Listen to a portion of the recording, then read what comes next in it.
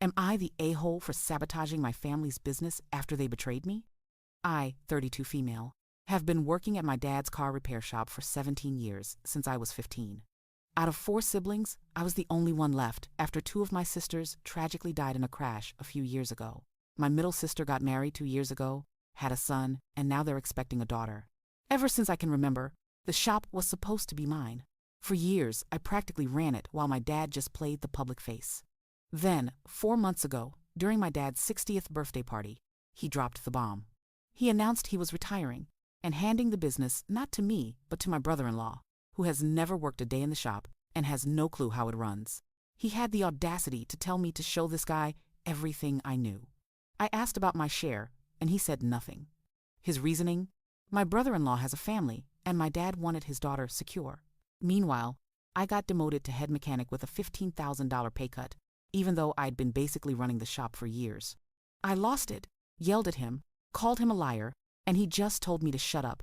Because the paperwork was done, the business was officially my brother-in-law's. I left immediately. I had years of client contacts, industry connections, and savings. I started my own rival shop, taking most of the staff with me. Guys who were loyal to me and sick of how my dad treated us. Slowly, I called every customer and started taking them away. My dad and the family are furious, but I don't care. My brother-in-law has no clue what he's doing. The business is failing, and my dad had to come out of retirement and actually start working on cars himself for the first time in a decade. Last week, my dad called, sounding old and worn out, begging me to come back. He said it was his legacy and my legacy, and I told him, good. I want them to suffer. I sacrificed my youth, skipped vacations, missed chances at my personal life, all for a promise that was broken. Now, my new shop is booming.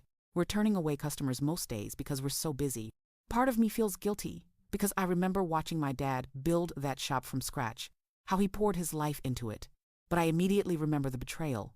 The smug guy who got the business handed to him simply because he married my sister and knocked her up. Am I the a-hole for cutting my family off, taking most of the staff, and building a rival shop to make my dad and brother-in-law pay for their betrayal? Or should I have just swallowed it and stayed loyal to a family that clearly doesn't value me? How would you feel about it?